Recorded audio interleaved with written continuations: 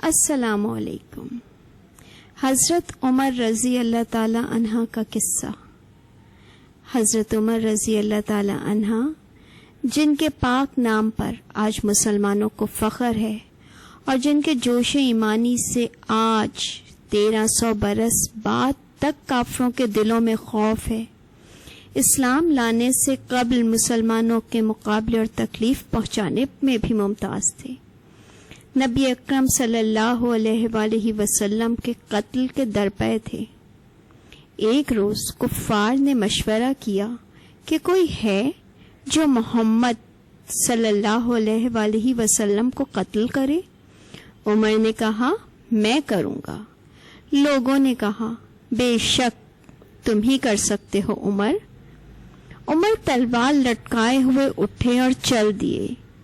اسی فکر میں جا رہے تھے کہ ایک صاحب قبیلہ زہرہ کہ جن کا نام حضرت سعد بن ابی وقاص ہے ملے۔ انہوں نے پوچھا کہ عمر کہاں جا رہے ہو؟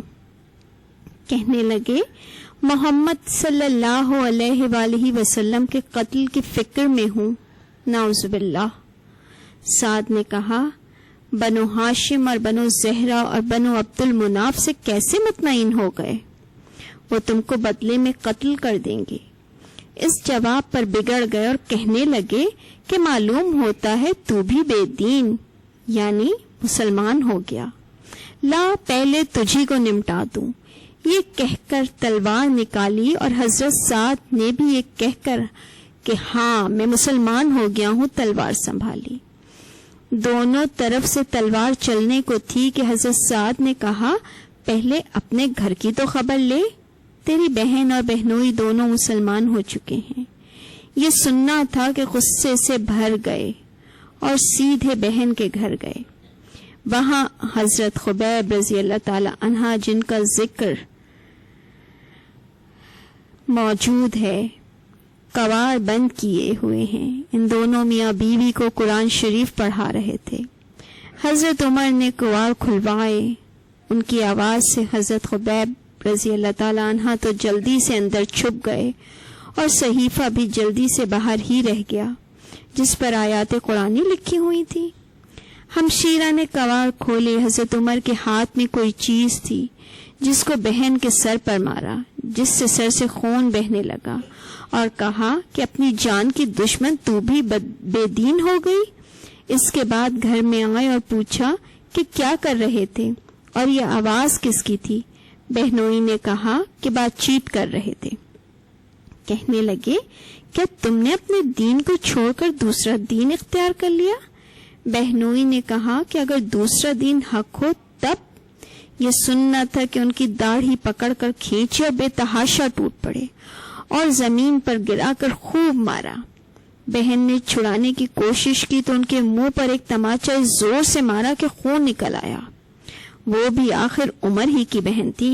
کہنے لگی کہ عمر ہم کو اس وجہ سے مارا جاتا ہے کہ ہم مسلمان ہو گئے؟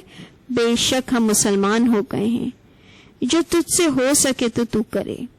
اس کے بعد حضرت عمر کی نگاہ اس صحیفے پر پڑی جو جلدی میں باہر رہ گیا تھا، اور غصے کا جوش بھی اس مار پیٹ سے کم ہو گیا تھا، اور بہن کے اس طرح خون میں بھر جانے سے شرم بھی آ رہی تھی۔ کہنے لگے کہ اچھا مجھے یہ دکھلاؤ یہ کیا ہے؟ بہن نے کہا کہ تو ناپاک ہے، اس کو ناپاک ہاتھ نہیں لگا سکتے۔ ہر چند اصرار کیا مگر وہ بے وضو اور غسل کے دینے کو تیار نہ ہوئی۔ حضرت عمر نے غسل کیا اور اس کو لے کر پڑھا۔ اس میں سورہ طٰہٰ لکھی ہوئی تھی۔ اس کو پڑھنا شروع کیا اور اننی ان اللہ لا الہ الا انا فاعبدونی واقیموا الصلاۃ للذکر تک پڑھا تھا کہ حالت ہی بدل گئی۔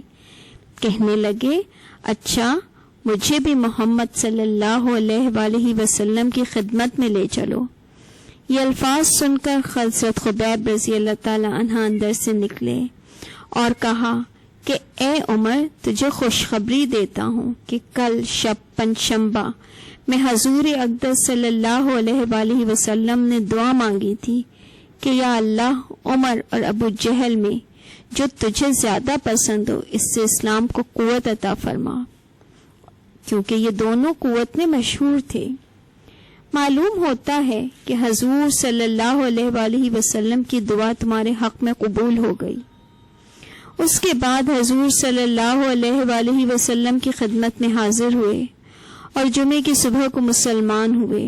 ان کا مسلمان ہونا تھا کہ کفار کے حوصلے پست ہونا شروع ہو گئے، مگر پھر بھی یہ نہایت مختصر جماعت تھی، اور وہ سارا مکہ بلکہ سارا عرب، اس لیے اور بھی جوش و خروش پیدا ہوا اور جلسے کر کے مشورہ کر کے ان حضرات کو ناپید کی کوشش ہوتی تھی اور طرح طرح کی تدبیریں کی جاتی تھیں۔